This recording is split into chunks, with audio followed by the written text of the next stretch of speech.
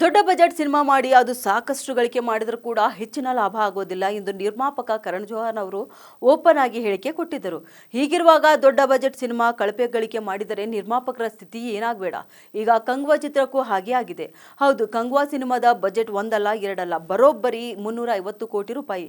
ಇದರ ಜೊತೆಗೆ ಪ್ರಚಾರಕ್ಕೂ ಅವರು ಸಾಕಷ್ಟು ಹಣ ಹಾಕಿದರು. ಆದರೆ ಗಳಿಕೆ ಮಾತ್ರ ಕೆಲವೇ ಕೋಟಿ ರೂಪಾಯಿಗಳಲ್ಲಿ ಇದೆ. ಕಂಗ್ವಾ ಸಿನಿಮಾ ನವೆಂಬರ್ 14ರಂದು ತೆರೆಗೆ ಬಂತು. ಇದು ಬಿಗ್ ಬಜೆಟ್ ಚಿತ್ರ ಹಾಗೂ ಚಿತ್ರಕ್ಕೆ ದೊಡ್ಡ ಮಟ್ಟದಲ್ಲಿ ಪ್ರಚಾರ ಕೊಟ್ಟಿದ್ದರಿಂದ ಸಿನಿಮಾಗೆ ಮೊದಲ ದಿನ ಸಾಕಷ್ಟು ಸಂಖ್ಯೆಯಲ್ಲಿ ಜನರು ಥಿಯೇಟರ್ಗೆ ಬಂದರು. ಈ ಚಿತ್ರ ಮೊದಲ ದಿನ 24 ಕೋಟಿ ರೂಪಾಯಿ ಗಳಿಕೆ ಮಾಡಿತ್ತು.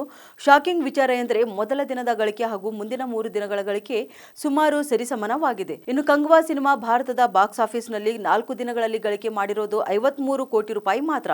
ಚಿತ್ರದ ಬಜೆಟ್ 350 ಕೋಟಿ ರೂಪಾಯಿ. ನಿರ್ಮಾಪಕರು ಈ ಚಿತ್ರದ ಲಾಭದ ಮುಖ ಕಾಣೋದು ಅನುಮಾನವೇ.